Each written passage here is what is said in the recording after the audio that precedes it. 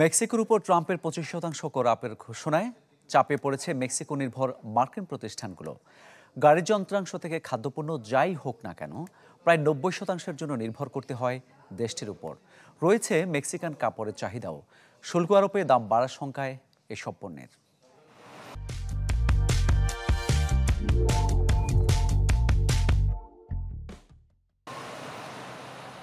প্রতিবছর $500 বিলিয়ন আমদানির বিপরীতে মেক্সিকোতে যুক্তরাষ্ট্র রপ্তানি করে $362 বিলিয়ন পণ্য।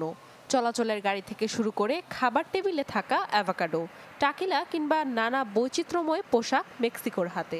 অথচ সেই প্রতিবেশী মেক্সিকোর উপর 25% করের বোঝা চাপাতে দ্বিধা করেননি ডোনাল্ড ট্রাম্প। ইন্টারন্যাশনাল ট্রেড অ্যাডমিনিস্ট্রেশনের তথ্য মতে যুক্তরাষ্ট্রের তৈরিকৃত প্রায় 87% গাড়ির যন্ত্রাংশ আমদানি করা হয় মেক্সিকো থেকে। এছাড়াও আছে পানীয় জাতীয় দ্রব্য। করের প্রভাবে বিভিন্ন ব্র্যান্ডের এমন পানীয়তে দাম বাড়বে 16% পর্যন্ত। রয়েছে অ্যাভোকাডোর সরবরাহ। মার্কিন কৃষি বিভাগের তথ্য মতে যুক্তরাষ্ট্রের 90% অ্যাভোকাডো আসে মেক্সিকো থেকে। গেল বছরের জুন পর্যন্ত প্রায় $2.5 বিলিয়ন অ্যাভোকাডো আমদানি করে দেশটি। আমেরিকায় রয়েছে মেক্সিকান কাপড়ের চাহিদাও। শুল্ক আরোপে $60 কাপড়ে গুনতে হবে $75।